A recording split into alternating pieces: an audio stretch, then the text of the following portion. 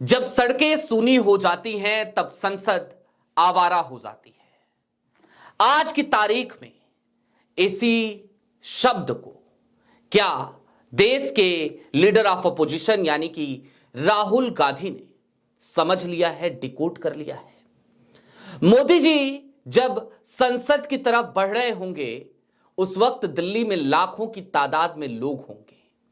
वो लोग एसआईआर के खिलाफ आंदोलन कर रहे होंगे और शाह साहब के चेले, जी हां आज मैं ये बोल सकता हूं, ज्ञानेश कुमार, उनको घेर रहे होंगे।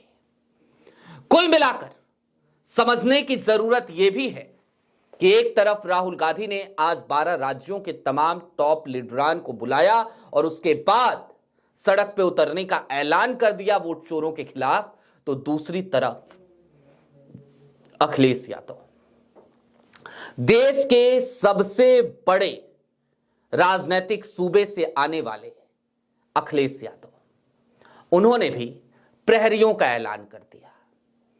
कांग्रेस और समाजवादी पार्टी, राहुल और अखिलेश की जोड़ी, क्या अब ये दोनों मिलकर वोट चोरों के छक्के छुड़ाएंगे या फिर के छुड़ाने शुरू कर दिए हैं?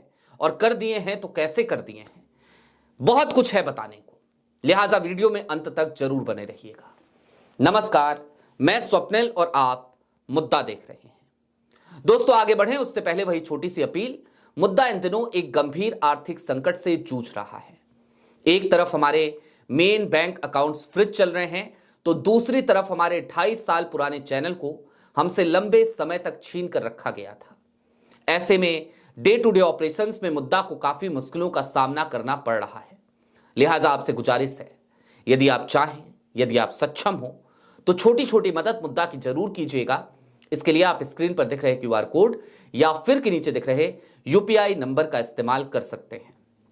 अब आगे बढ़ते हैं और सबसे पहले जरा आज पूरे दिन में क्या क्या हुआ, क्या क्या घटनाक्रम घटित हुआ, उसे याद करते हैं। दोस्तों 16 नवंबर की तारीख को जो ऐलान किया था, आज वही तारीख थी, यानी कि 18 नवंबर की तारीख।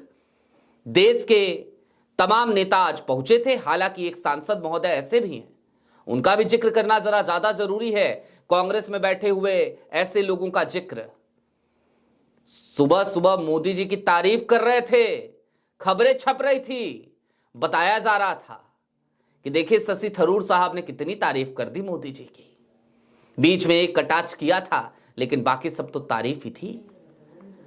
वो शशि थरूर जो कल रामनाथ गोयनका का व्याख्यान माला सुन रहे थे, तबीयत नहीं खराब थी, जिक्र किया उन्होंने तबीयत खराब है लेकिन उसके बाद भी पहुंच गए थे। वही शशि थरूर आज जब उनकी ही पार्टी की बैठक चल रही थी, इतनी बड़ी बैठक चल रही थी, 12 राज्यों के तमाम टॉप लीडरान को राहुल गांधी ने तलब किया था, बुलाया था, उस वक्त पे वो वहां पर मौजूद नहीं थे। लेकिन इससे कांग्रेस को कोई फर्क नहीं पड़ता।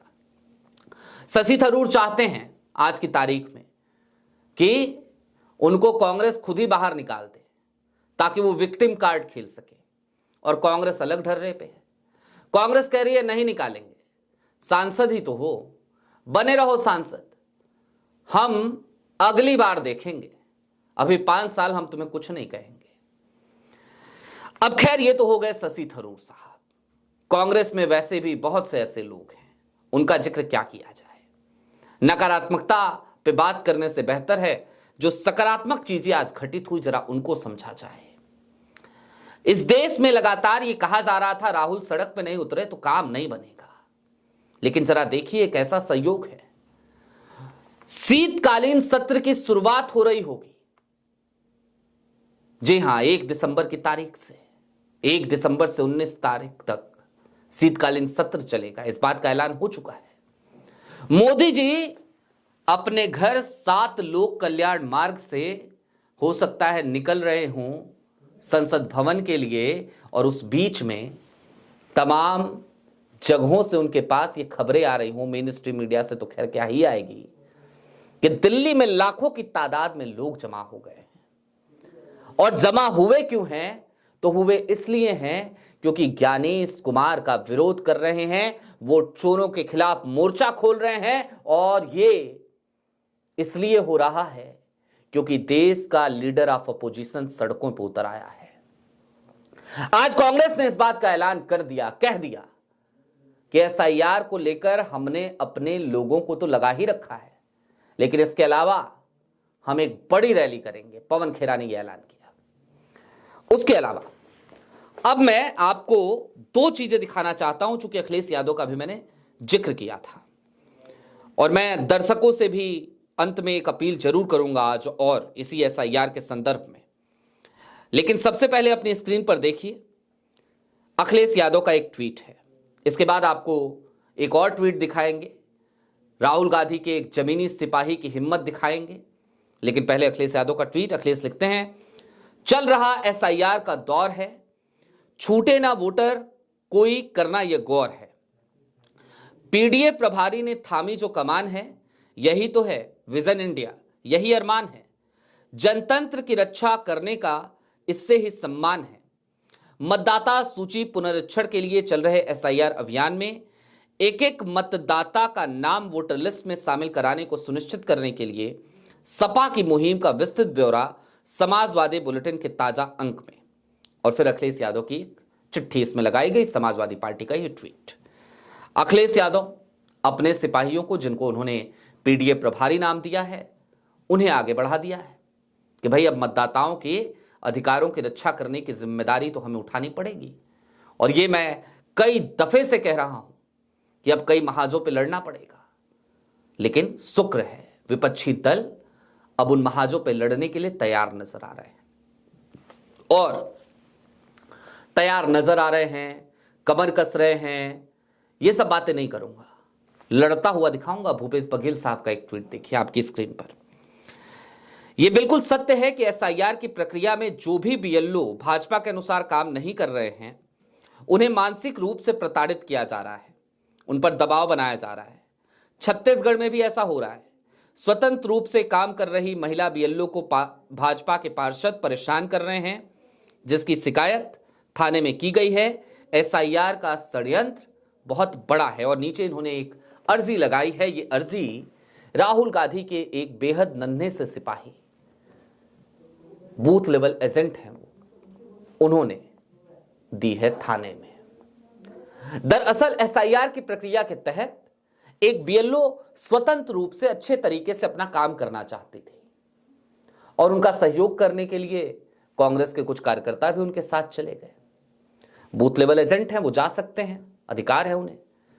तो booth level agent Mukesh Kukreja, जब वो उनसे उन तमाम लोगों का एनुमरेशन फॉर्म भरवा रहे थे, उसी बीच में भाजपा पार्षद अंबर अग्रवाल की कॉल आती है। पुरानी बस्ती है छत्तीसगढ़ इलाके में, वहां की। और वो कॉल ये आती है कि भाई बीएलओ को कॉल करके ये धमकी दी जाती है कि आप मुकेश कुकरेजा को लेके मत घूमिए, ये जो वोटर जुड़ा है इनको मत जुड़वाइए। और उसके बाद से धमकियां दी जाती हैं, डराया जाता है, और इस हद तक ये मामला चला जाता है कि वो बीएलओ रो पड़ती है। मुकेश कुकरेजा वहां झुकते नहीं हैं, डरते नहीं हैं, लड़खड़ाते नहीं हैं, रुकते भी नहीं हैं। वो सीधे तौर पर उन तमाम बातों की कॉल रिकॉर्डिंग जो होती है उसको वीडियो में रिकॉर्ड करते हैं, और एक अर्जी लिखकर थाने में चले जाते हैं, और थाने में अर्जी जमा कर देते हैं।